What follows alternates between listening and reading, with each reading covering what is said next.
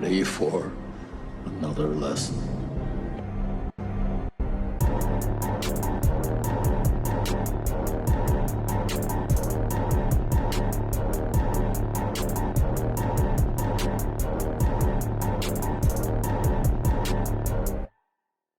What's up, everybody? Welcome back to Back Row Banter, your favorite casual movie talk podcast. I'm one of your hosts, Adam Schwartz, and on today's episode, we don't have much. We have what we're watching and the main review for the episode, which is, of course, Back to the Future. If you're wondering why that is, it's because this is a pre-recorded, well, I guess they're all pre-recorded technically. This is a pre-recorded podcast that we're recording just after our last episode, Nope, and then we're posting it next week because we're not confident we can get an episode recorded next week. So here we are, making up for last week with next week to this week. So if you're listening, we're back from the future. Exactly. Yes. Anyway, before we get to any of those two things that we have on the show today, I'm joined today, of course, by 1955 Nathaniel. Nathaniel Ginger. What up? I'm 1955 Nathaniel. I believe in milkshakes and steaks for breakfast and casual racism. Oh. Yep, that's my character. I've got to live with that now.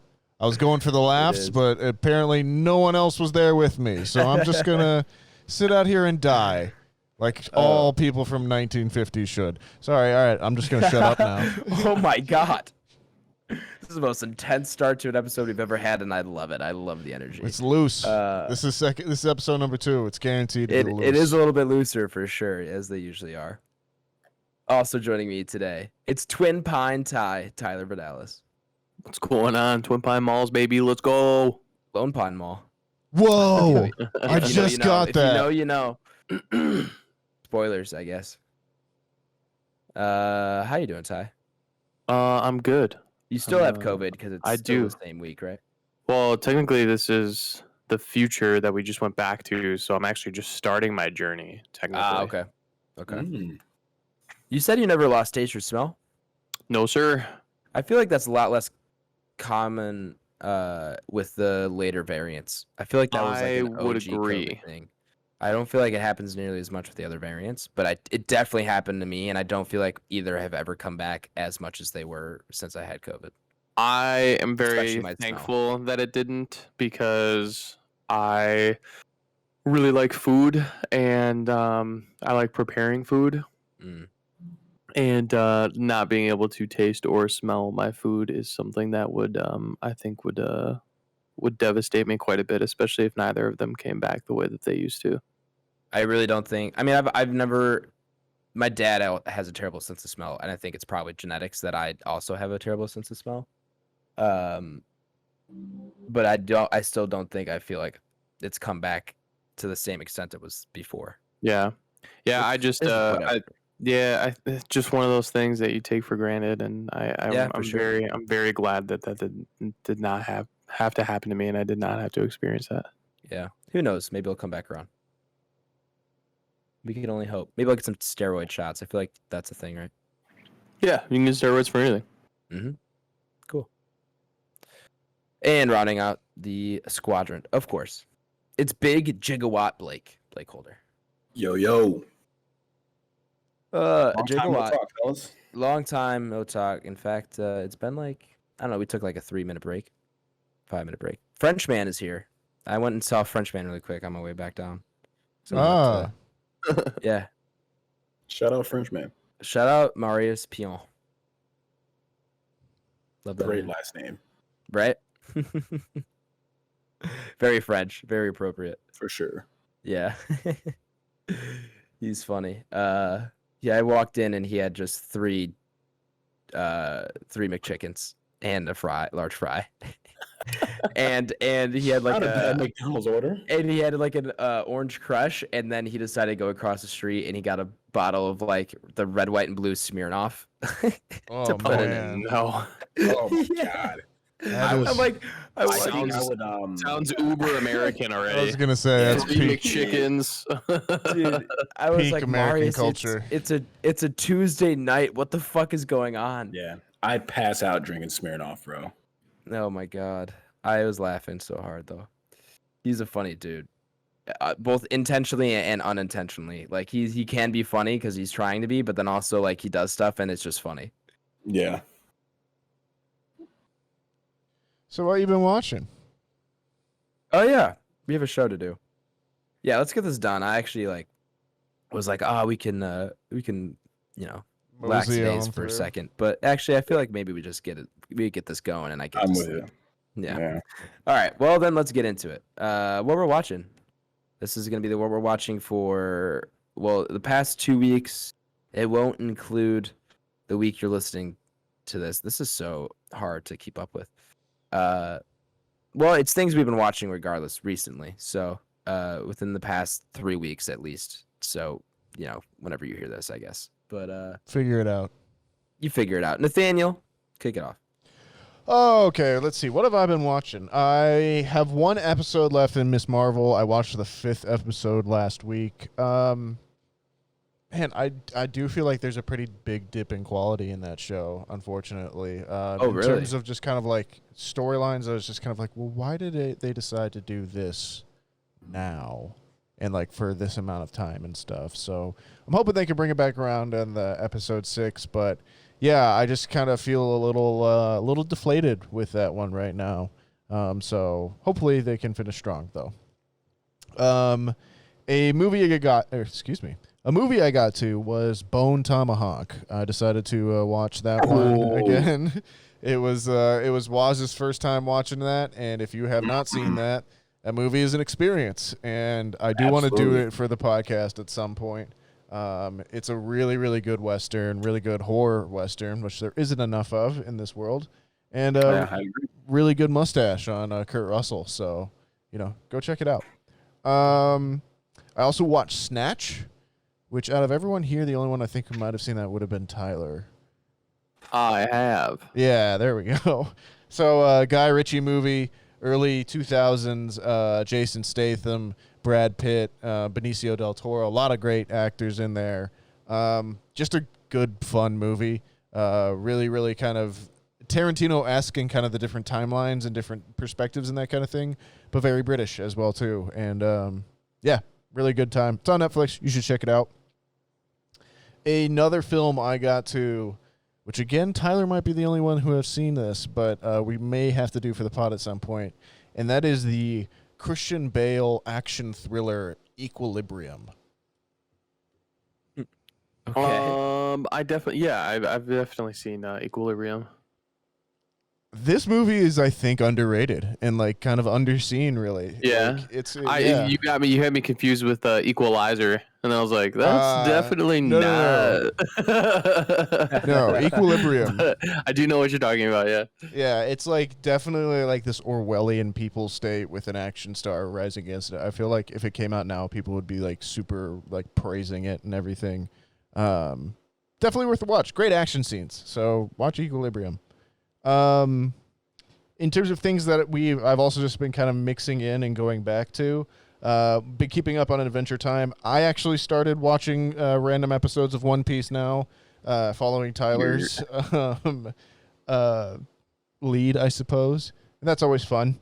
There are new episodes of the show Blown Away, which is like one of the few good things that Netflix has come out with in a while in terms of reality TV series. So, yeah. I've been watching a few of those. I rewatched Us this week in preparation for Nope, which we watched, which you heard the review of last week. And that I think I enjoyed that more the second time. I think that's actually the first time I've seen that movie since theaters. And being able to watch it knowing the twists and turns, I thought was a cool experience. And yeah, enjoyed that a lot. And then the other big thing that both Waz and I have been getting back into are episodes of Batman the Animated Series, which is on its entirety in HBO Max and is so freaking good. Great. And yeah, I think more people should watch it. There's something about like having to limit Batman in some ways to like a children's show standards, so you can't just have like a ton of guns going off or anything like that, and it can't be super gritty, but also just like maintaining that same tone from the Burton films. It works so well. And the writing's great on it too, actually. So recommend there. But yes, that is what I've been getting to. I will kick it over to Blake, and he'll tell you what he's been watching. Yo, so yeah, man. I'm with you on starters, right? I'm with you. I'm rewatching Us. So I did watch Us again this week. I actually caught it after I watched Nope, though. I didn't get to it beforehand, but either way, I just wanted type of Jordan Peele. Just to kind of, as I was already in that headspace. Did you use my voodoo? No, actually, my friend. So I was able to sign into his voodoo. Gotcha. But yeah, nonetheless, shout out to you, and shout out to the homie. So yeah, nonetheless, watch that. Still good. I think that is better than Nope, though. Even after rewatching it, I was like, okay, I think it is. Really? I mean, because I have to rewatch it. I have to rewatch it. It's a slasher, man. It's horror. True. As You know an what I mean? actual horror movie, yeah. it is. Well, At yeah, its core, it's Nope Jordan is hard Peele to say. slasher. Nope is for sure hard to say. Like, oh, it's a horror movie. Yeah. So hang on, let me plug the.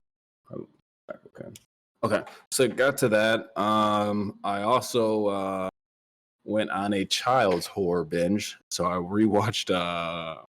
Have you all seen Paranorman? I have. I've heard of it.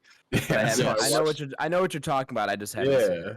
So I watched Paranorman, excuse me, and I watched Coraline. Love both of those. Just to kind of have. Coraline's freaky. I love Coraline. Coraline has given me more nightmares than any other movie ever. Really? I can Oh see my that. God. That movie's awesome. Really creepy Freaky as too. Very fuck. eerie as well. But yeah, got to both of those. One movie I did get to that I'm probably gonna sound insane saying I rewatched this, but it wasn't in one sitting, was Snyder Cut.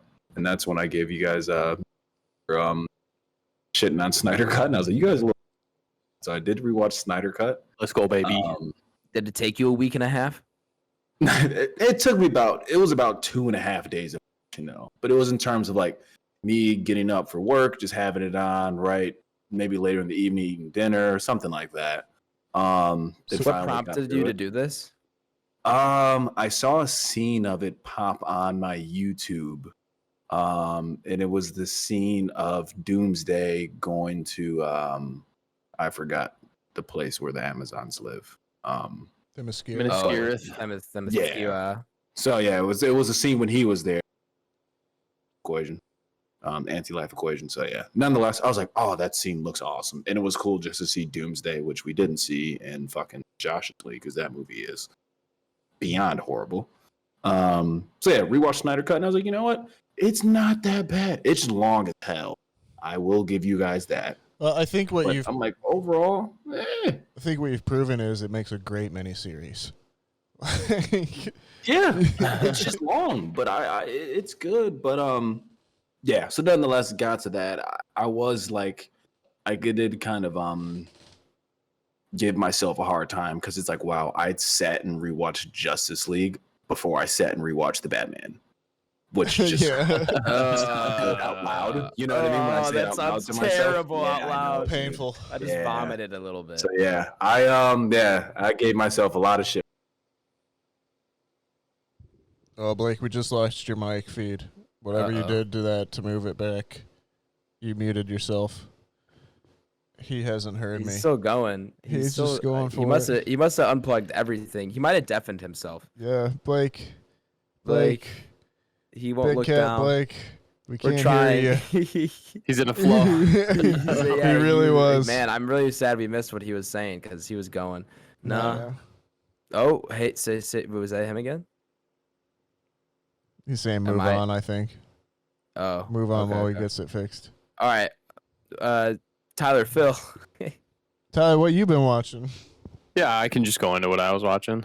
Yeah. There's definitely things that I'm missing just because a lot of the times I had the TV on and I was in a little bit of a brain fog that just never came back. Do you want to finish now that you're back? Do you guys got me? Yeah. Yeah. Okay. No, that was it. I think I was saying I just ended up watching a few things on YouTube and then just gearing up for like preseason football. But that's it. Nice. So you got time. COVID does leave you very tired, and you are in a little bit of a fog for a little bit, so it's kind of just something to have on.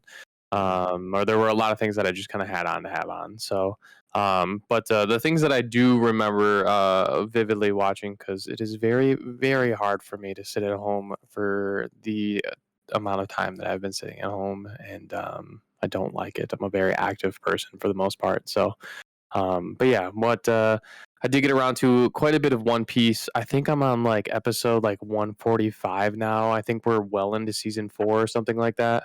You've been putting in work. Huh? Putting in work. Got it. Yep. So Luffy and the squad had just taken down Crocodile. Excuse me. So you just finished Alabasta, one of my favorite arcs. Yeah. So very, very fun. Just a lot kind of going on leading up into that, and kind of everything going on after. So I'm excited to kind of keep going here. I did get around to the French Grand Prix, which was a great race. It was. I watched that as well. Some heartbreak for Charles, but he'll get back up there. It's so hard to watch because I think this season would actually be way more entertaining if he actually hadn't done all the bullshit that he's been doing. Yeah, the third race. Yeah, we're still not even halfway through the season though, so there's still plenty of. Just hit halfway, right? We will. They're gonna do Hungary next week, and then I think after Hungary is that the summer break? Yeah. Okay. Stop me if you heard this one before. Heartbreak for Charles Leclerc. His radio was just absolutely devastating. Yeah, it was. He was just screaming.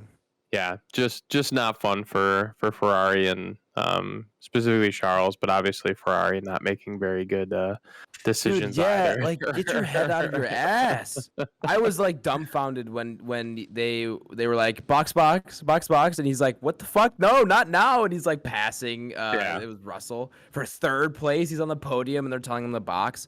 And then he still came in. I was like, oh my god. Yeah. Maybe if you lose that position, then you bring him in. But at that point, what's the fucking point? You have what 10? I think they had 10 laps left, maybe less. And you could just you try to hold third. If you don't hold third, you're still in fourth, which is where you were before. And he ended up in fifth because he pitted. I don't know. Yeah. It was not a good look for them, but. It hasn't been all year, honestly. They've just keep doing asinine shit. Yeah. But hey, Max Verstappen with a win, which they barely showed Max racing, and after Charles crashed, it was just everything except for Max, and they're like, oh yeah, by the way, Max Verstappen just won, and everything else happened. Yeah, they didn't even show Lewis Hamilton in second for they of the race. Yeah. I mean, I'll tell you what, they when I watched that race from 2016, all they did was concentrate on the leaders, and it was it makes for a very boring race. And sometimes when you have races like these where the race leaders have a 10-second plus lead, it's just one of those things where more of the action, at least from a TV standpoint, I 100% agree. Is I 100% agree. I think it's just funny how they just completely ignored it. It's hilarious, almost 100%. And then it was just kind of and he's into the final turn, and he won. Oh shit! Last lap, go. yeah, right. So yeah, French Grand Prix. I got around to Forged in Fire as well. I am on the new host, Nathaniel. I don't like him. Weird, right? Yeah. I want Will back.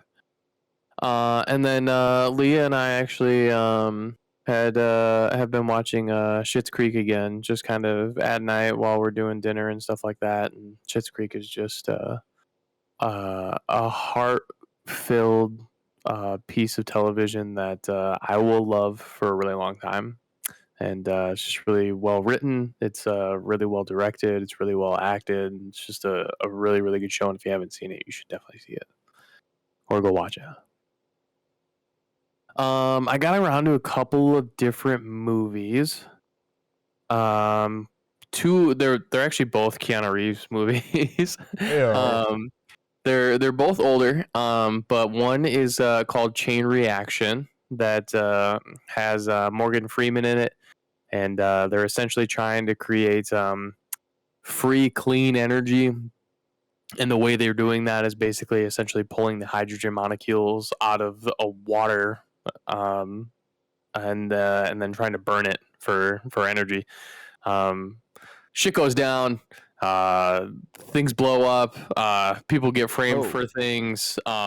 It's actually a pretty good movie, and I haven't watched it since like the early days because it is an older movie. But yeah, it's Chain Reaction. It's Keanu Reeves. Go watch it. And then Keanu. the other Keanu that I got around to was fucking Hardball, man. Has any of you seen Hardball? I've seen that movie. I'm not. I've also not seen Hardball. Dude, Hardball is That's good. it is good, man. It's early Keanu, but it's just a good story. Dude's like super down on his luck. Essentially gets a job filling as a baseball coach for some really underprivileged children that essentially live in the hood or the ghetto, and it's very hard for them. And Keanu finds a way to kind of bring them together, and it's a feel good movie, man. It's definitely an older one, but it's definitely a good watch for sure. Yeah, that's got a young Michael B. Jordan in it. Super young. Yeah, for Adam and Nathaniel. Really? It's good. And is Hardball's one with I guess spoiler alert. That's one has your G baby in, right? Yes.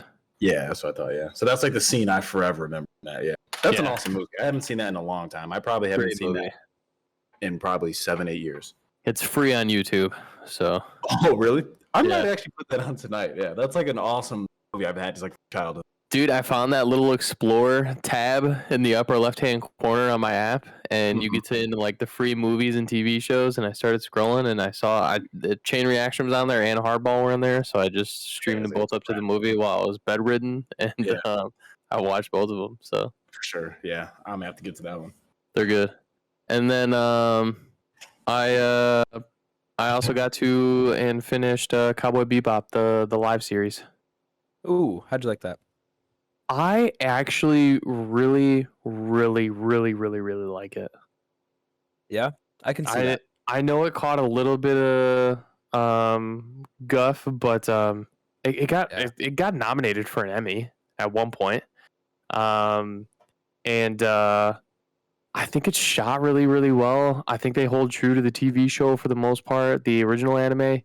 But yeah, I like the storyline that they decided to go with, and they paint a really nice picture, and everything's acted really well. The action's really fun, and gives you a little bit of that old time detective feel. The music is really great. But yeah, I thoroughly enjoyed myself. I pounded that thing out in like 3 days. I thought Jet's casting was like perfect. He's like I thought they both were for the most part from the main characters. But yeah, I would agree 100%. Agreed. I had a lot of fun. So other than that, Schmadam, what you been watching? As you can imagine, not very much. It's been a trend. But hopefully that trend ends soon, and I go back home and I actually have time to watch things. And I actually have a TV I want to watch them on. So, yeah, we'll see what happens when I get back from DC. I'll probably be watching quite a bit of things, playing quite a bit of Halo. I did watch the French Grand Prix, as we were talking about earlier. Great race, fun race. And then I watched a documentary that was on Hulu called The Biggest Little Farm. Okay. Has anyone heard of this? I have not. I have not either. Came out in like 2018. It was not my idea to watch it, but I was just like, okay, like we'll watch it. It sounded interesting. It's like about it's about this couple who they adopt a dog named Todd. Okay. Who's like a rescue dog. Todd's a great dog. They love Todd. And they feel bad, and because Todd's never had a great home, but he's a good dog. Like, he doesn't hate people. but anytime they leave their apartment in LA, Todd starts barking and doesn't stop barking until they return. And like, this continues for a long time. They try a bunch of different things, but he will not stop barking anytime they leave. And so it's obviously an issue. They get evicted from their apartment. And it was the wife's dream to start a traditional agriculture or traditional farm, which is like one that has a bunch of different animals. I think they grow a bunch of different food, and like it's not just one massive crop, Sure. that they grow. So they do that. They decide they're gonna go. They get some, eventually get loans and investors and buy a plot of land that's been dried up and doesn't have the best soil and all this other stuff, and it's like kind of their story of how they rebuilt kind of the ecosystem of their farm, and it was actually really, really good. And if you like kind of like nature stuff like that, I think it's good for anyone who is into that kind of thing, because it really does give you a good idea of how ecosystems work. Because their whole thing of how they revived this, dead, arid, almost desert farmland was they found a guy who was like a farming guru when it came to this traditional style of farming, where you have a bunch of different animals and a bunch of different crops, and you kind of make them all work together. And you basically have to, his big thing was diversity. So you have to have very diverse group of animals on the farm and a very diverse group of plants, and eventually they all start to balance each other out and bring in other animals and other plants, and all Sure. this stuff will sustain itself, because that's how nature's made. And so they it's to kind of their journey on how to build that, and you kind of see that develop, and you see the challenges they run into, where like these coyotes keep coming in and they keep fucking shit up, but they have kind of made this promise to like build an ecosystem that's sustainable, and problems, and their idea is to turn problems into solutions. Like if one thing is misbalanced, they don't balance it out by removing that other thing and making it lighter. If it's like a scale, instead they're going to add something to the other side so that it balances back out. So like with the coyotes, they then had like a groundhog problem, and so like they got like a dog to protect the chickens from the coyotes, and the coyotes then started going after the groundhogs, which were affecting their crops and like stuff like that. So it's like they have a problem, they find a natural way to solve it. So it's really cool. And it's definitely a good story, and it was overall a good fun watch. It was pretty heartwarming, and I'd recommend it if you're kind of just looking for something to lift up your spirits, and you kind of learn a little bit about how that kind of stuff works. It's definitely kind of displays the whole idea of an ecosystem working together very, very well. Cool. Yeah. Shout out nature. Shout out nature. Gotta love it. Shout out nature. Shout out my favorite movie, potentially of all time. It's up there. Back to the Future. Welcome, listeners, to the main review segment of this short, little, looser podcast. Nathaniel, if the listener here is new, or maybe they've just forgotten, can you give them a rundown of how our review segment works? What up, folks? If you're newer, maybe you've just forgotten how the review segment works here on Back Row Banter. Is it is split into two sections. There's the non-spoiler section, and then there's the spoiler section. It's pretty self-explanatory. In the non-spoiler section, we'll go through the IMDb page, who was in it, who wrote it, who directed it, all of that good stuff, the summary itself, and then we'll go around the squadron, and everyone has to give their initial thoughts and whether or not they would recommend this film. Has to be a yes or a no. There is no nuance on the internet. Once we've collected everybody's recommendation, or not recommendation, I'll play the spoiler noise. So if you don't want to have anything spoiled for you, even though this is a very old movie, you can escape without having anything spoiled for you. From then on, it'll be the spoiler section where we go into any big plot twists or spoilers and go into our deeper thoughts on the movie itself. But even if you do want to skip the spoiler section, do come back for the rest of our podcast, where we will rank it up on our Entropy list, which is our big list of everything we've watched on the podcast ranked. With that being said, Adam, tell me about Back to the Future. Ooh, boy. Would I love to. This is Back to the Future, released in the year 1985, nearly 40 years ago. Mm-hmm. Let that sit for a second.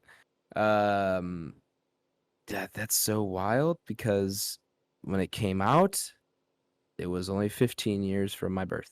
So There you go. wow, I'm old. Rated PG with a runtime of 1 hour and 56 minutes. What a tight, compact, fun runtime. Written by Robert Zemeckis and Bob Gale, and directed by Robert Zemeckis. I believe produced by Steven Spielberg. Yep. He had his hand in it somewhere. Yeah, right? he was a producer. Yeah, producer. Let's see, cast. Got some classics here. Michael J. Fox, of course, is Marty McFly. Probably his most noteworthy and notorious role. I would say at this point, yeah. Yeah, I mean, he was on Family Ties. Yes. Yeah, and then he's done other stuff since then, but like nothing has lived up to this role. Teen Wolf was fucking awesome. He was in There Teen is Wolf. always Teen Wolf. He's the titular Teen Wolf. It's a movie from like the Oh. 80s. It's not like the Nothing new we Teen do. Wolf. New one. I was like No. so confused. I was Speaking like, of, no way. there was a trailer that came out for that, for a movie that they're doing, and I just only got to put it in here because Ryan is obviously one of our biggest listeners, and he is cuckoo for Cocoa Puffs for Teen Wolf. So Is he really? yeah. Oh my god, dude, he's like obsessed. He literally sent us a Snapchat of him snapping his new baby sleeping in the crib, and then like panning up to the trailer that just happened, and he's already watching the trailer for the Comic-Con for Teen Wolf. I'm like, this is terrible. I was like, that's please, awful. I was like, please don't show him that TV show. That's No incredible. way. What a terrible way to get that guy started. But we love you, Ryan, and we Phoenix. do. Way to We go, do love Phoenix. you. Phoenix Foley, is that his son's name?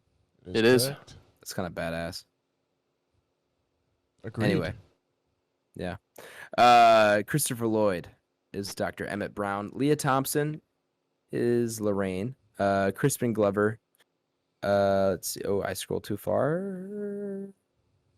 Here we go. Tom Wilson. Claudia Wells. And we'll go Mark McClure. And I feel like that's where we need to stop, actually. Yeah, we kind of even went a little bit too far. Yeah, we got the main cast. Who are, I don't know if they're all in all three of them, but I know at least three of them are all three. Anyway. Yeah, the IMDb summary reads as follows. Marty McFly, a 17-year-old high school student, is accidentally sent 30 years into the past in a time-traveling DeLorean invented by his close friend, the eccentric scientist Doc Brown. Fucking great summary. God, this movie can't even get better.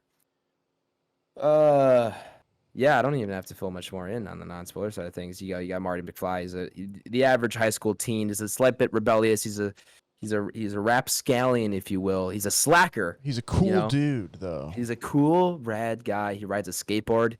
He rides on the back of trucks, and then he waves to people doing Pilates and or dancing. I don't know what those were. Jazzercise. But they Jazzercise, yes. But they all know him because everyone knows Marty McFly. He's the coolest guy in town.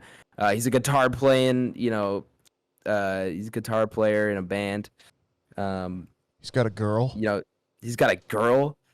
He's just got everything going for him until he decides to help out his friend Dr. Brown in a little science experiment, and he finds himself in the year 1955, which is also the year that his parents fell in love.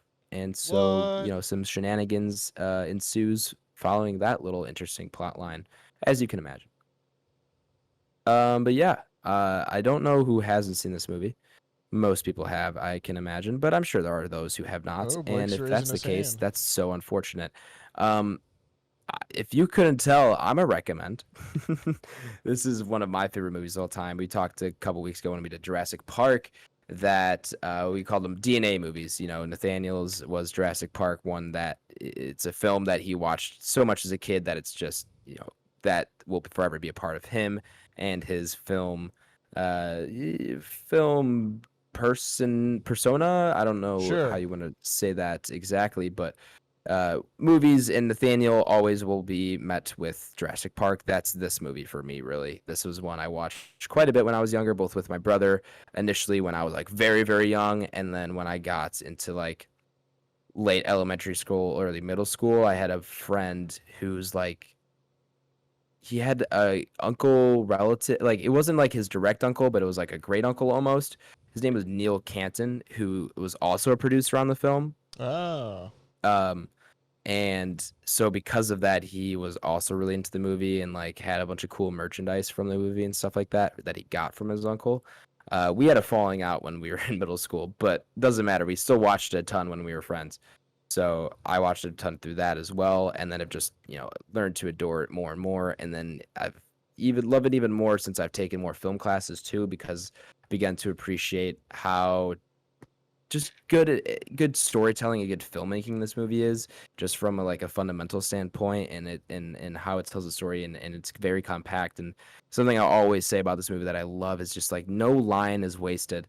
Like everything in this movie is progressing the story very quickly.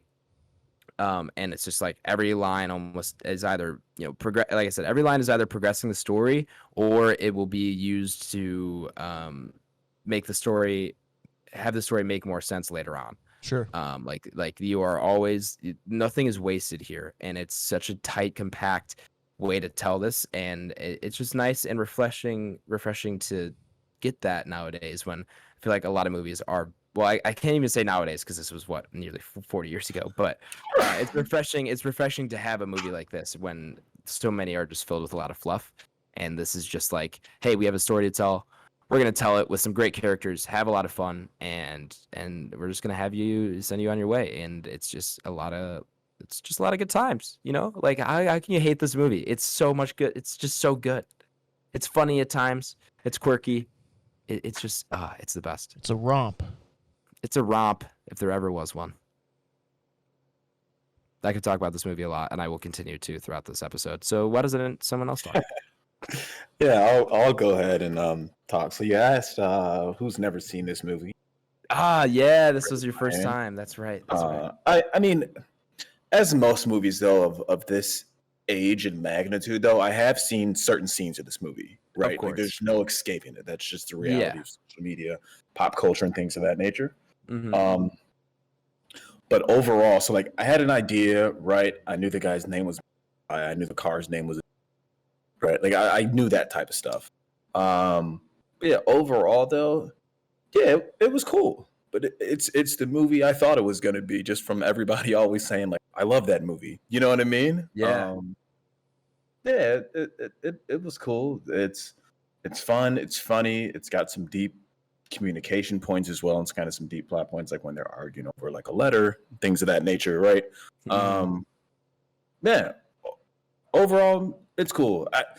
If we're rating 80s movies, right, I would say I feel incredibly better watching this opposed to when I watched Top Gun. Okay. Oh, okay.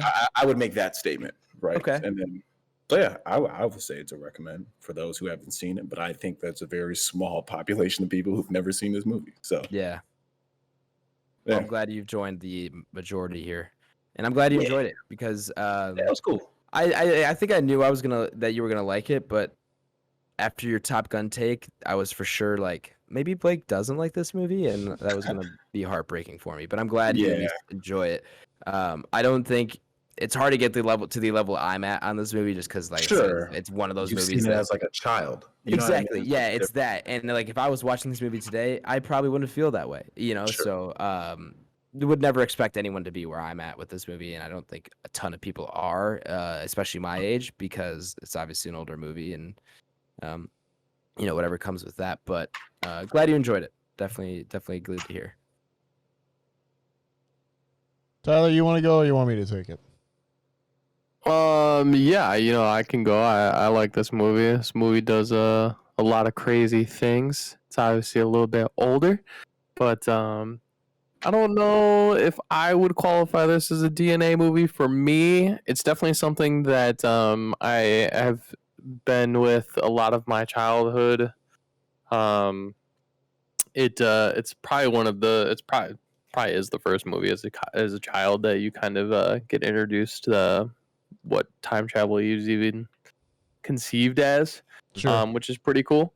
The DeLorean is fucking awesome. Obviously, I've always been into cars, and the DeLorean is something that is highly praised in the car community for being one of these kind of movie vehicles, vessels that isn't really used in a traditional sense, and it only evolves as the series kind of goes on. So definitely something that I thoroughly enjoy, and the relationship from Doc Brown and Marty, you can obviously see carry over into a lot of different themes and relationships that you see nowadays and a lot of other things, such as Rick and Morty. But it's very cool, man. It's a very well done movie. It's definitely something that's highly praised and highly rated, as it should be. And yeah, I'm definitely a recommend on that for sure.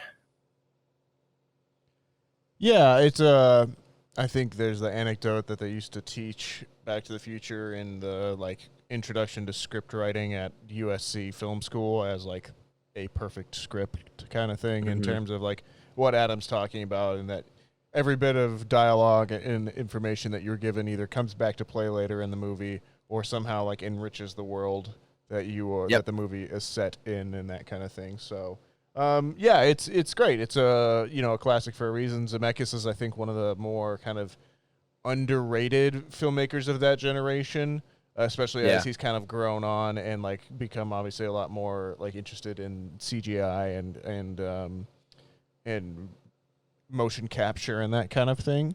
But these are still incredible movies, like in terms of the series, obviously as well. As Adam was saying, you'd be hard-pressed to find folks that don't watch it and just at least say, oh, wow, this is just a fun romp or a fun, series of events or anything like that. It's still one of the sets that, you can see. I've been to the actual set for this movie with the clock tower and everything. It's on the Universal Studios backlot tour. You would ride around in the streets as well, too, and get to see everything. And, yeah, it's just, I was actually, because we watched this movie last week, I had the hard copy at work, and we were just playing it in the background in the Magnolia kind of TV wall. And like I was talking with a customer, and they had a little kid with him, and he was like, yeah, it's all right. Go watch Back to the Future. It's Americana. You need to go see this. Kind of Oh, right. And I was like, that just kind of sums it up. It is like a very poignant example of like kind of America's obsession with itself in the past, and like, the idea of, things were better back in my day or whatever, but also like just the inventiveness and the fact that it is a movie and kind of what that means in American culture itself. It's just and it really kind of interesting relic overall, I would say. Yeah, I think it does, on a deeper level, it does say a lot about how the cultural shifts that happen and generational changes that happen. You could say it on the level of his parents and how it's like his mom never would call boys or something like that. Right. And he goes back. I guess I feel like this is a bit spoilery, but never doesn't do the things that she ends up doing, basically. I don't know. I could go into this deeper in spoilers, I guess, but there's just like there's a lot there where it's the structures between his dad and Biff and the their relationship and how that kind of thing will form, and from a high school relationship and then changes from the beginning to the end of that thing. Sure. Just like small stuff like that. You definitely see like the typical. I feel like it's funny how like much the high school structure changed from like in just a 30-year period, but then even looking back nowadays, it's just like this is nothing like what high school is like, of course. So that's funny to reflect on as well. This stuff, it's just you're right though. It is a classic Americana movie. There's so much here that is so much of this era, and it's nice that it's really cool that it encapsulates two eras that are now very far away from where we are today. Sure.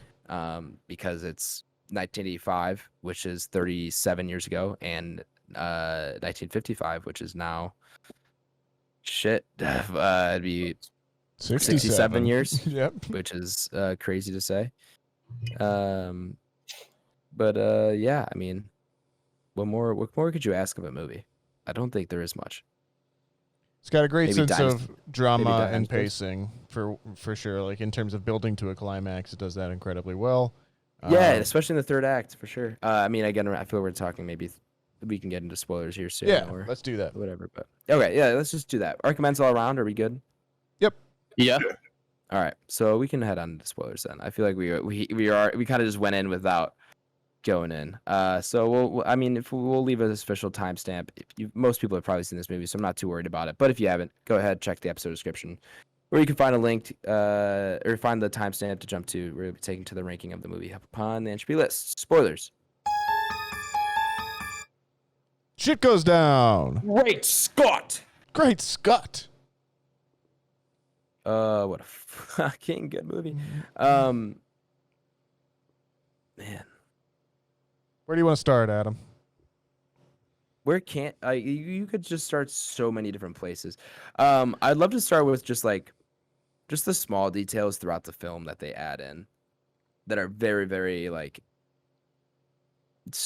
not necessary, but like add to rewatchability. Like I still watch this movie today and kind of notice some things that I have either forgotten and notice again, or Sure. almost noticed for the first time. Like I think on this time around, I feel like I've noticed this before, but and I've got the movie up on Vudu here, so I was looking at it again. But like when he is supposed to meet Doc Brown at the parking lot mall, and he's asleep in his bed, and he gets the call from him. The shot starts on his alarm clock, and it pans out, and it's revealed that next to his alarm clock is a can of Pepsi Free, which of course is what he asks for at the diner, 10 minutes later in the film. So it's just like it's those kind of things that it's just like, oh, it's so good how it just every small thing is set up so well, and down to the rerun at dinner that he's watching, and then he goes back and it's the first time it's airing. Right. It's like it's such small stuff like that just make it feel not real, but just like enriched. The whole world and the whole story, it just enriches it so well, and as we both touched on now, it's just nothing is wasted here. Like everything in this movie leads back to it either furthers the plot, enriches the plot, or furthers the character or enriches a character. Like there's absolutely nothing wasted here, and I love it for that. And it's and it makes it much more rewatchable because you just notice more and more things, or you get callbacks you didn't get before, or you make connections you didn't make before, and down to the set design too. Like not only just that Pepsi free thing, but that's throughout the movie. It's just like fun small little details. I don't know. I could just go on and on and on about all the fun things that are in this movie, and I just don't think it even do it justice, because it's so hard to encapsulate something that it means so much to me, and is like a 2-hour film that I could pick apart and talk about every detail with. Oh, I've been there. Yeah. Yeah, I mean, there's a lot of really, really great parts about everything on here. I mean, some of my favorite bits that working in it is definitely like Crispin Glover as the dad. I think he's just almost on another level to everyone else in there. I think Leah Thompson's great. All the makeup has actually aged really, really well, I think, for the most part. Some of the effects are a little bit, of their time, but that's to be kind of expected at this point. There's so much dry ice in that trailer. Oh, yeah. For no reason, it was just so much dry ice. Yeah, but the flames in the ground are practical as well. Oh, yeah, definitely. In the parking lot. Like, it's all, it goes back to Nope from last week, like, practical versus CGI. Like, if this was made nowadays, it'd look radically different than it does here. And I think part of the reason that this nearly 4-year-old film is still very rewatchable today is because it's practical. Like, if it wasn't done this way, I don't think it would have aged as well. I think they obviously didn't have the ability. Oh, go ahead. No, sorry, you finish your thought. I had lost that thought like 3 times already, and I was just trying to keep it in my head. No, you're good. I was just gonna say, like, obviously they didn't have the ability to make things practical back then, but like, it just does so much for the film, and I think it's hard to replicate that in CGI. Yeah, they hide it clever too. Like a couple times, I think you see the actual, like, you think you see the DeLorean go through it, but it actually occurs off screen or something like that, or it drives by and then you see a flash of light off screen or something like that. and it's very good about using those old school film tricks into tricking you to thinking you're seeing more than you actually are. Yeah. But the other thing I was going to say is I find it interesting in this movie how they kind of contrast Marty's own experience of kind of how banal the future is with his language and Doc like kind of interpreting everything. Like my point being like there's a bit where he keeps like he's like, oh well that's heavy, and the Doc's like, heavy? Why do you keep saying that? Saying everything's heavy. Yeah, like is there future? Is gravity different in the future? Yeah, and like we as the audience all know like no, it's kind of boring and it's just the same it always is, and and then but I like that Doc is still so like open-eyed that he is like predicting that there will be this crazy thing in the future. He's like, I'm sure in the 1985 you can walk down and get plutonium on any corner street or whatever. yeah. But out here it's harder to come by, and I like that it kind of contrasts those kind of grand ideas with what it is, and that I think goes even further in the sequel when you see 2015, and then obviously we just kind of went through that pretty recently as well too. And yeah, the world changes, but not necessarily in the ways you always think it's going to, obviously. Yeah. One of my favorite lines is, "Who's the president?" He goes, "Ronald Reagan." Yeah. Yeah. "Who's the vice president?" "Jerry Lewis." Yeah. Oh my god. So many great like one-liners too. Like this movie is very, very quotable, and to the point where like it's it's not. I don't feel like it's lost some of that as time has gone on, and other things have kind of replaced it in things you can quote. I just feel like it was quoted much more, when I was younger than it is today. But that being said, I still love to quote it all the time. Well, even just like things like flux capacitor and like putting that into, Oh like, yeah, those are always modern terms and stuff. And DeLoreans Yep. and like all of that stuff has been ingrained in film, and like you will find references in film to a DeLorean and a flux capacitor and all that kind of stuff for years to come. I feel like that's a Jaws type of thing. Oh yeah. I mean, that's another thing that's kind of underrated about this film, and you forget about until you watch it. Is the soundtrack is very good. The soundtrack is really, really good. Yeah. I don't know, Tyler, been a bit quiet over there. Anything you want to add? I was letting you guys hammer down, man.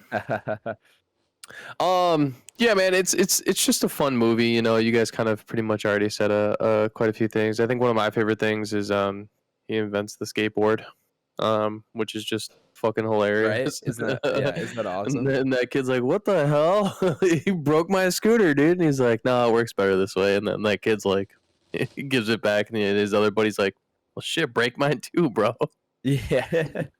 But yeah, it's cool, man. You get to see a couple things that one things that I really like in the beginning is it's kind of panning through Doc's kind of workshop, and it's showing all the clocks. So you kind of already, obviously, other than the title, already immediately know that this is going to be about time, and you can actually see in one of those pictures, or it's actually one of the clocks, there actually is a small gentleman hanging from a clock. That it kind of pans across, and obviously that foreshadows to that scene actually happening in the end, where Doc Brown is actually hanging from the clock. But it's kind of like you said with the Pepsi Free and everything like that. It's those little things that are constantly put directly in front of you and then referenced back in a more subtle way sometimes, or in this case, referenced very small in front of you and then blatantly put in front of you towards the end. And it's very cool how they always kind of have that way to tie everything back. And it's really cool when you get to see the fact that his father obviously stood up to Biff, and when he goes back to the future, his 4x4 is sitting in the garage. It's all polished up. He's very happy, and now Biff is kind of like his dad's bitch because he stood up to him in high school, whereas that obviously wasn't the case. And it's funny because you get to see Doc's reaction. He's like, "Hey, what do you mean he never stuck up to him?" Right. He's like, "Yeah, fuck it, we don't really have time for that." Yeah, exactly. And then you obviously get to go back and you get to see as to why that messed it up in the future. But it's a lot of fun, man. I will always have a lot of fun with this movie. It's definitely something that will go down as an immediate classic for most people. Yeah, dude, it's fucking Back to the Future. Yeah. Blake, I can. Just leave it at that, man. I do want to Yeah. ask Blake as the first timer. How did you feel about the incest? Yeah, that's a great question. Yeah, I mean, I didn't really expect that Right. in a movie from at least not in this movie. Like I thought, I don't know, I didn't expect it, right? But then I also didn't really know what this movie was. Like I definitely thought this movie was just like a family friendly, like PG movie, and it's not quite that. You know what I mean? But that was kind of like me going. There's some into mature Back to the themes. Future. Yeah, there Yeah, are well, some like- mature themes for sure. Right. But to be honest, I guess I didn't really have an idea of like what the movie was, right? I knew it had a Yeah. DeLorean, I knew the gentleman's name, and like that was really all I knew, excuse me. But then I'm like, well, it's an 80s movie. It's like this has got to be like a family friendly movie. And I'm like, oh no, it's actually a little bit more mature than that. So like the incest thing caught me off guard. I didn't really expect that. What is the rating of this movie? Is it PG? It is PG. Yeah, this and Yeah. Jaws are the famous examples, and Raiders of the Lost Ark are the famous examples of why they created the PG-13 rating. Yeah. I figured it was PG just off the top, right? But yeah, nonetheless, overall, I do like the movie though. For a first true viewing, I guess I do have to say though, like the surprise of stuff is kind of ruined because I've seen so many things from pop culture. Sure. So like the clock tower scene, which is like the climax, like I've seen that before, just like on YouTube and like social media. Yeah. Yeah. Right. It was like inevitable that I've never seen that. But seeing it in the context of the film, it is suspenseful, right? Yeah, We're, like, they do a watching, really like, good job oh, with that. they're really about to pull this thing off. You know what I mean? So Yeah. that was cool to see that. But I wish that's something like I saw from like The Jump, or I wish that's something I saw from a genuine first impression. Right. Yeah. But unfortunately, I guess that's the law of averages, right? It's a Yeah, fucking that's 30-year-old yeah. movie. I can't complain about that, right? That's all you can do, you know. Yeah. There's only so much you can avoid and something like that. Right. Right. That's the same problem I had, or not the same, not problem, but that's the same thing just with like me watching like the Star Wars films, where there's like no mystique Sure. to Darth Vader. You know what I mean? It's I know Yeah, what it it's is, Darth but it's Vader, awesome. yeah. You know? Yeah. But One thing I do want to say about this movie is and I'm so glad Robert Zemeckis has taken this position because he said, as long as I'm alive and own the rights to this film, like it will never be remade and will never be touched again. None of the three will be. And because this is a film that I feel like could be ripe for like a requel, and I would hate it if they did that because it does need to be touched. Like this is such like a perfect film where I just don't want it to be tampered with in any way. That or the trilogy. Like the second one is not as good, but it's right there. Like it's still really, really good. The third one is but there's three of them, right? You said there's it's a three, trilogy. yeah. And I'm sure you know the hoverboard stuff. I'm sure you've probably seen bits of those. Maybe Yeah. that's the second one. So they go to the year 20. They go 30 years into the future, which is 2015. Okay. So that's them in 2015, and it's him trying to figure out, trying to save his family, and his kids, basically. And then that goes into a bunch of different other stuff with Biff too. But yeah, that one's really, really good as well. Third one's okay, but yeah, Robert Zemeckis has said like as long as he's alive and has any say in this, it's never getting touched, and I think that's the best thing. That's awesome. I so, do yeah. support that statement, not even Yes. because I care about this movie deeply, just off the trend. Like, that's awesome. That's how it should be. You made a classic, made a trilogy, just fucking let it sizzle and cook forever. Leave it how it is. Not everything Don't needs to bring be it back. redone and remade. Exactly. That being Let said, it it be makes me fine. very nervous for when he passes away and the rights are sold or something. I don't know. Oh, it'll because- happen one day, somewhere, somehow. I don't can say almost that. reassure you it'll happen. I don't hate to say worry. that, The requel comes for all members. but it's inevitable, right? What does Thanos say? Yeah, I am inevitable, and Yeah, that's the fucking requel. It's inevitable. Jesus. I'm telling you, man. It'll They happen. Well, they do have a white man invent rock and roll in this one, which is not is true. great either. that is true. Yeah, it's a movie goes- for 85 though. So yeah, it's like, I know, what are right? you know what I mean? Well, it goes hand in hand with my other favorite movie, Whiplash, where a white guy saves jazz.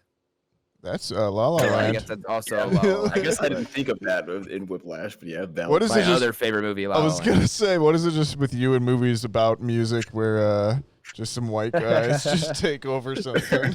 I don't know. I love Straight Outta Compton. That's a good one. There you go. Well, now, Yeah. now you've balanced yourself out there. There we are. Yeah, fantastic. Yeah, I don't know. Do we have much more to say on this, or like we good? Because I could keep going for a long time. I think I'm all right, but No, I've got my thoughts out. But yeah, if you want to cook, go ahead, bro. yeah, But no, kick it off, man. Anything more would be like picking apart certain like scenes and like why I love each one, because it's like I feel like I've gotten the general gist out enough about why I like it. Yeah. And like anything more would just be like painstaking detail that isn't necessary. So. I feel like But yeah, go ahead. no, go you go ahead and I'll finish my thought afterwards. Oh, I was just gonna say, like, this is, as I've said numerous times now, a film I've always loved, films I will always love going forward, and I've seen it more than anything else, I think, any other film. And I think it's gonna stay that way. I can't imagine. Your Name is the only other one that will give this a run for its money Wow. with films I've seen, and the number of times I've seen them. But this is, it's hard to beat this one for me. I don't know if it will ever be beaten as far as like, older films go, because obviously I think there are newer films that I enjoy more than this nowadays, but it's like this one will always have that spot in my heart as that DNA movie, like Jurassic Park and everything, and I think most people have those movies. This is it for me. Yeah, I think like that's what I was gonna say. I think like as that foundational movie for you, knowing you like I do, I can like understand and see that now too as well. Obviously, like getting to know your movie tastes over the course of the podcast, and then you saying like this is that DNA movie for you, that makes sense, I suppose. Sure. Is what I would say. Oh, okay, that's interesting, but I guess I can agree. I mean, of course, I feel like it should make sense. If this is something that I've kind of formulated much of my, I guess, my classic movie taste around, Right. that would transfer then to my modern taste. There we go. There you go. All right. Well, if we don't have much more to say about it, I guess we can go ahead and rank it. So welcome back, listeners who skipped over the spoiler segment. What? Adam's putting on the list. I'm curious where Adam's going to. Oh, okay. I also actually am very curious because I haven't figured that out yet. So welcome back, listeners who have skipped over the spoiler segment of the podcast. We're going to go ahead and rank Back to the Future up upon the Entropy list. For those of you who do not know, the Entropy list is Back Row Banter's official list of every movie we have reviewed, regardless of genre, regardless of anything else, all on one fantastic list. If you would like to, or this is essentially how we rate our movies, rather than do it out of 5 stars, out of 10, whatever it is, we throw up all the movies we review on a list and see how they compare to one another. If you'd like to reference the Entropy list for yourself, you can do so by checking the episode description, where it is linked to my Letterboxd. Episode 112. Sorry, I was just typing that into the description of the movie on the list so everyone knows what episode it was from, and then I said it out loud, and I feel like that was probably really out of context. Anyway. I want other people to go first. Sorry. Yeah, that's a fair answer. I think I got a spot. All right. So I would again say like this is another one of those ones where like there's movies higher on the list that I think I like more or less than this one, but just like again feeling overall with this movie and just seeing kind of how it stacks up with what we have on the list already, I'm going to put this at 17. So it will be below The Green Knight, above The Batman as well. Okay. And I think just for me in terms of, again, like it being such an iconic movie, being such an iconic script and everything, there is a lot of that is merit, or that it deserves that reputation, you know? And I think that carries it a lot for me, and because I definitely saw this movie a little bit later. I was 10 or 11 by that point, so it wasn't that like level of DNA movie for me.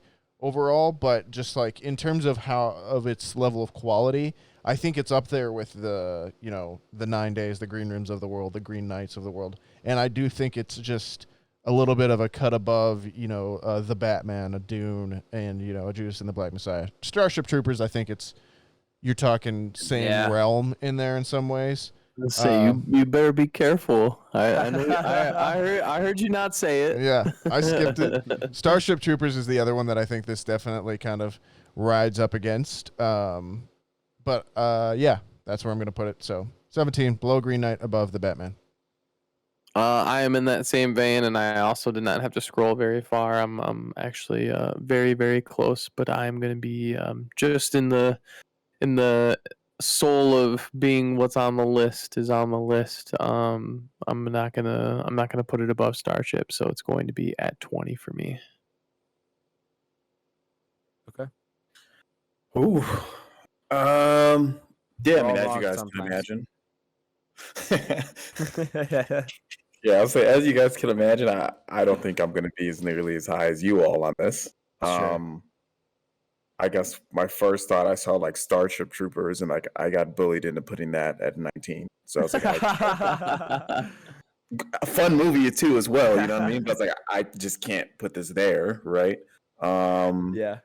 And then I'm like scrolling down, then I see like an iconic movie for a different genre, Scream, right? So I'm like, okay, but I obviously have a huge personal bias towards horror movies.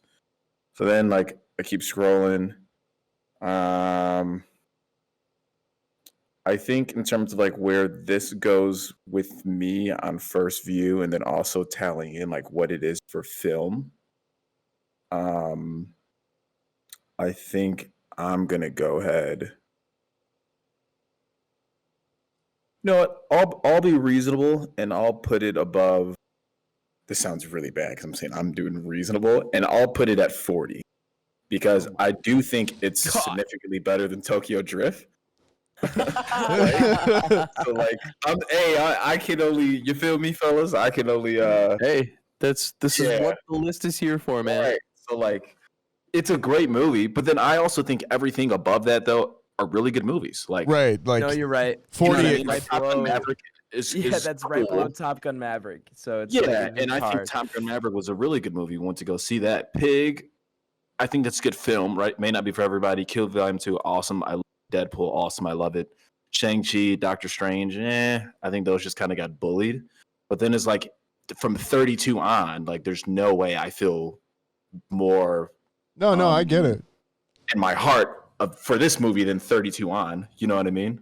But it's hard. Valid. I can see if you don't have nostalgic attachment to it as well too, like there just isn't that level anymore, and that's with a lot of movies that you haven't seen growing up. It really does depend where you are in your life when you see them. Right. So yeah, and then I think below 40, there's like Tokyo Drift, but it's Tokyo Drift. That's why it's there. So I'll definitely put it above that. And again, for you, like you've said, you've had so much of this movie kind of spoiled for you through pop culture as well, too, over the years. So you're definitely going to have kind of just a different lens to it overall as well. Or I almost wish I would have seen this from like the naked eye. You know what I mean? I'm sure I feel even more indifferent. And I watch it and still was pleased with the product. But it's just like, I wish I would have known that. Yeah, of course. I would not have known that. Excuse me. Yeah, I'm sorry. No, you're fine. That's totally valid. I get it. And you're right. 40 isn't like that bad of a ranking when you consider all the great movies we have on this list. And it gets bigger every week, so. Yeah. All right. Well, I'm like honestly more torn than I thought I would be on where to put this, because everyone here knows my favorite movie is Whiplash. And that's on this list at number 12. True. Yeah. But that being said, the Entropy list, as we've also established, is not just your favorite thing. It's also a combination of what you think is very good fundamentally, your rewatchability, all these other factors, all compiled into one. Mm-hmm. So that being said, I would be hard pressed to jump the gun and put this at number 1, like Nathaniel and Tyler rushed into with Jurassic Park. I could have sworn you were gonna go 1 though, bro. I could have You sworn know, I knew it. I And I would have really commended you for that because there is like one film that we haven't done yet, and if we get it on there, I'm just gonna put it at 1. But I really honestly could, and I wouldn't hate myself for it, but I feel like that'd be just wrong of me to do in some ways. yeah, man, But just speak from the heart, man. You gotta take your brain out sometimes. You know what I mean? And I feel like that's like what part I of have to me do part of me sometimes. really wants to put it at number 1, but I don't know if I like could justify that. Sure. Yeah. That being said, Yeah. it's still up It's there. your list though, man. So if you whatever you Fuck it, I'll put it at number 1. You know what? Yeah. You convinced me. Yeah. Yeah. Yeah. I mean, the things that are tripping me up, is having Whiplash down there, but also I was gonna put it at number 6 below or above Halloween because that's like another classic. I feel like this is better than, but then Sure. like even The Shining is a classic. I don't know. This is just. What more do you want from a movie? What more do you want from a movie? I agree, It's right. entertaining. It's fundamentally fucking perfect. It's flawless. Like, goddamn, it is number 1. So that's where I'll put it. That being said, that averages out then to a score of 19.5. Meaning, Tyler, if you're keeping track at home, Full circle, fellas. You guys we gotta have make a to decision. now. Well, we it's got to have be right. It's now got to have a better tie rating break. than Starship Troopers, right? Because Yeah, IMDb, you I think, say like that, fucking but Starship 3.7. Troopers also beloved. But you are correct. It is Starship Troopers No way that's 7.3 Yeah. and Back to the Future 8.5. Yeah. So no way. It's Which higher. Back to the Future, I can reference I want to reference the Entropy list year 2 list really quick because the 8.5 That's gonna be pretty high Would- up there. it's number 4 then on the IMDb list, below Yeah, Whiplash and I can above believe The it. Shining. So Mm. yeah. All right, so we'll leave it there. 19, knocking Starship Troopers down to number 20. I can live with that. I was hoping it would be in the top like 15, if not the top 10. Like I Yeah. was really hoping someone else would jump on board with me, but that's fine. Yeah. You know, I think Jurassic Park got severely aided by the fact that it's like both Nathaniel's and Tyler's two DNA. number movie. ones. It had had 2, two yeah, number like ones. that's helping out quite a bit. But I'll do what I can, and Yeah. you know, I'll live with this because I think Yeah. that's still a very good spot for it. I think at this point, to be honest with you guys, in the entry list, I think having like a personal favorite that's like top 20 is like a powerful statement because there's just a Yeah, lot of it good is. movies, as we said, from 39 and above. It's like really, really good movies, right? So Yeah. I think everyone's gonna have to end up biting their tongue and just saying what they have at 1. So I think eventually we're gonna have to get Terminator 2 Judgment Day on here. Oh, that is a good one. And I would say that's my Yeah, I mean, I That's a I heavy haven't seen hitter. that before. So Oh shit, haven't that seen is that? true. Yeah, bro, we got to do that. We got. All right, I think it's already on the short list, and it has been since like week 1 of this podcast. Yeah. And we just never have done it. Okay, well, we'll get around to that one day. But that's that's it for the review. Back to the Future locked in at number 19. 19. Respect. Which, That's below Dune, above Starship Troopers. Yes, sir. Not bad. I'll take it. All right. Well, moving on here. That's it for the review segment. Our next review is the film Bullet Train. Ah, okay. Yeah, which is that is next week. Yeah. Well, next week for us, but next week for listeners. Bullet Train. I believe it's only coming to theaters, right? Or is it HBO? Yeah. I think it's theaters only. Pretty Yeah, sure it that should be theaters HBO. only. Pretty sure that HBO thing's done too. By the way. Is it? Oh, it was until. Well, I thought it was until this year. Did Batman go on HBO Or maybe- when it came out? The No, Batman. it did not. Not So you right might when be it came out. No, I think it's the 45 days. Yeah. I think that's what it is now. Okay, but yeah, I believe it is just straight to theaters. So go check that out. It looks good. Brad With Pitt's Sassy Beats. Zazie Beetz, Brad Pitt. What more do you need? It's trained. It's fun. Yes. It's it looks like it's going to be a really fun action comedy. I'm actually very excited. So, yeah, we'll join us for that review next week. In the meantime, you can share the podcast, share with a friend, a family member, or a family member from 30 years in the past, which would put you in 1992. Boy, don't you guys feel old, right? Right, Ty? Right, Ty? No. I mean, Okay, that is my birth year, so you could be preparing to see me get birthed. There you go. Oh, Jesus Christ. So, yeah, please share the podcast. You can also support the show by following us on Twitter at Banter Row, on Instagram at Back Row Banter Pod, and on YouTube where it's just Back Row Banter. And then our email for any questions, comments, concerns, grievances, or anything of that sort is backrowbanterpod@gmail.com. If you want to leave a 5-star review on Apple Podcasts, whatever you say in that 5-star review will be read out on pod, unless it's like extremely like neo-Nazi, crazy conservative, like just spewing conspiracy theories. We do not regurgitate QAnon. So don't do that. BlakeHolder, where can the people find you at? Letterboxd, BlakeHolder. You can find me on there. Keeping up with the diary in terms of watching. So yeah, that's it. I lost my train of thought. Popcorn, Tyler. Twitch.tv/ultrabajo87 and Letterboxd, Instagram, and Twitter, all Tyler Vidalis. Nathaniel. You can find me at work. I'll be there most days except for Tuesday and Friday. On Twitter and Letterboxd, you can find me at NS Gingrich. And on Instagram, it's Nathaniel G92. And then there's always the Sandpiper Tapes. That's my other podcast. Adam. You can find me on Twitter at H24, on Twitch at Letterboxd at H, and I guess also on Twitch at twitch.tv/H. Maybe it's a good time to plug it since I'll be streaming soon when listeners are listening to this. So, yeah, we'll be coming back hopefully with some Halo when I get back. Probably lots of Halo. I'll be playing a lot. Anyway, that's it for episode 112, Back to the Future. Thank you for joining us here at Back Row Banter. Is this the first movie with Back in it on the Entropy list? Get Back. Oh, good question.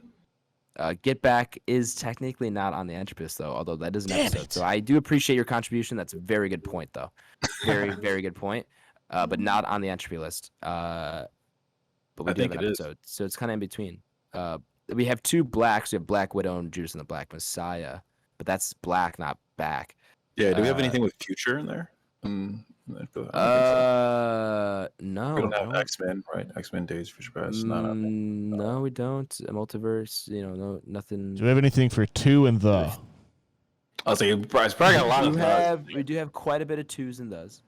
The Batman, the Green Knight, the Lighthouse, just to name a few. The Shining, the Northman, like, I don't know. Maybe we don't have a lot of 2s. I'm not seeing a lot of 2s on here. Tokyo Drift. Tokyo Drift? Is that what you said? Yes, I did. Let's get out of here. It's late, please. Let's get out of here. Holy shit. It's later. I'm an hour ahead. Y'all always forget. We have 2 in Spanish. So not the same word, too, but we do have. Me too, mama. These are very valid points you both have brought to my attention. I appreciate it. Thank you all for joining us for this episode of Back Row Banter, especially if you made it this far. We do really, really appreciate you all listening. And yeah, thank you for joining us. Join us next week for Bullet Train, and we'll BRB. Be excellent to each other, everyone. We will BRB. Thanks for stopping by. We appreciate anything you can and do will to help us grow. And be good to one another. And we'll BRB. Thanks for listening. Thanks for supporting as always. We appreciate it. Be able to continue this podcast without people listening to it. So thanks a lot. Tune in next week. We'll BRB.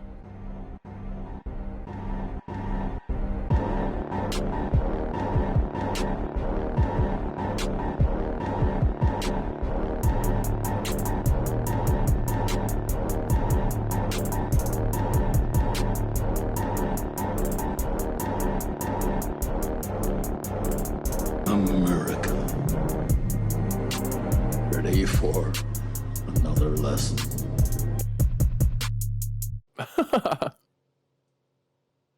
Repeat yourself, Blake. Have you all seen the video of an orangutan having a golf? I've I'm not, but I feel like I need to look this up. That's like peak, bro. That's like peak internet video, and it's fucking awesome. Orangutan driving golf cart. Is it It's on- real? Is one of the Yeah, I went through It's one that of for a the deep Google dive like searches. months ago. It's definitely real, bro. It's definitely real. Go on YouTube, you can find it. I'm looking at this thing. Dude, he's whipping They that put- bitch, bro. It's unbelievable. They put He's got music that up for hand this up. thing. He's He got that does, hand up bro. He's trying. one hand in this bitch. Bro, yeah. He's he's one whipping hand in that it. bitch, bro. That's an awesome video. This is sick. I'm gonna take a pause real quick and call my brother. I'll be Okay. I'll be here, but be about 5 minutes. Yeah, no doubt. This is awesome. Oh, now he's got his hand on the roof. This baller. Yeah, bro. That's honestly Absolute top baller. 35 internet videos of all time. Hilarious. This is fucking awesome. And then the tiger sees him. Yeah, and he looks at the tiger as he drives by. The tiger's like, wish what you could the do that." hell is happening here? Yeah. Dude, this orangutan is high on life. Like, this is the peak of its life, I can tell. Bro, He's and that's a loving this real shit. video too. That's what's crazy. It's unbelievable how smart they are. Yeah, man, he's got the hang of it. He's not even like whipping it like hella fast. Like he's controlling the gas. It seems like he's I know. like braking almost. Like If you're like, not I'm watching the having a hard you time have to like give the believing this is context to people. Like real. it's not like he's not just gassing it in a straight line. I know, Like that's he's- not what's going on. He's literally Yeah, he driving around. understands. This is Yeah. hilarious. Yeah. I love He's this. staying on the cement too. It's not like he's Yeah, riding up the exactly. grass, going in the curb. I know. No, he knew what was happening. It's got to be real. Oh, dude, it's definitely real, bro. I'm watching a fact check video now. I hope it's real. If I were to find out this video is fake, Right? It's saying this video is saying it's real. This dude, is I'm from- telling you. This is from this is from Dubai, a zoo in Dubai. It's a private zoo apparently. How long do you think it took them to teach this guy how to do this? I don't know. Or can't. or female. I'm not sure if it's a male or a Yeah, female. I don't know either, but part of me wonders if this is like, I don't know. Do you think they taught it to do this, or it was just like, hey, do you want to drive the golf cart one day, and it kind of just understood? he just picked up the keys. Yeah, like I don't. Yeah, like no this way. They obviously, had to teach him this. this I don't obviously know. isn't like the first time it's ever gotten in this thing. Like it knows what's going on. Yeah. But I just don't know. You're right. They must have trained it somehow, or at least They like given had it to, some dude. testing. This is fucking awesome. I'm seeing like extended footage of it now. The first clip was way shorter. This is baller, Yeah. Awesome video. dude. I would trust this thing with my Tesla. Like I want to see it drive that now. It might be able to drive a car. If it's I feel able like to it like reach could. the pedals and whatnot, you know what I mean? I think that's gonna be more of Oh, here we go. This video is saying Rambo has been the orangutan's name is Rambo. Rambo has been driving since she was young, from smaller toy vehicles up to the golf carts. So I guess they started it in like the toy ones, which would make a lot of sense. which makes sense. Yeah, for Yeah. sure. Yeah. You can't just start it out in the fucking golf cart. It's gonna kill itself. You got to get it in the toy thing first. That makes so much sense. Yeah. That's awesome. That's scary though, like how smart and humanoid they are to be able to do that. Like, I don't Yeah, think but there's any other animals that are able to do that. yeah, It would have to orangutans. be I a- think aren't they one of the smarter like apes? Apes? I would Yeah. bet, yeah. I would bet, if not the smartest. Let's see. Yeah, What is the smartest ape? this is sick. I can't like look away. Said orangutans and chimpanzees are the two smartest. Yeah. All right, that makes sense though. This is so entertaining to watch. I could watch this all day. I can't believe you've never seen that video before. I don't know how No. I came across it. I don't know if it was like Instagram or just YouTube algorithms, but it was just somewhere, and I was like, "There's no way." And I then have it's to confirm it. And then I went I on mean- YouTube and I was like, "Oh my god, it's real." I love the fact that it drove in front of this tiger and is just like, "What's up?" Because I can't believe how I can't imagine how confused that tiger is. It's never seen an ape do this, and then it's only seen humans in the golf cart, and then it's just like, "What the fuck?" Yeah. And the hand on the roof kills me, bro. Dude, that's the best part. Just chilling. It's so human like, Just yeah. straight vibing. We still talk about this orangutan? Yeah, Yeah, dude, you gotta man. watch this video, dude. I'm telling you, it's I'm gonna text it to you right now. Let's just say, did you put it top in the group 50 chat? videos all time of internet history, which is a very powerful statement for anybody who's That been on is the bold. internet for some time. I'm telling you, that's top 50 video. I'm trying to find the original one. In that like 3-minute break there, I was talking to my brother, and then another buddy texted me that he's going to be proposing to his girlfriend. So what the fuck? It's something in the water. Wow. It's that time Crazy. of year. One of my buddies as well was I've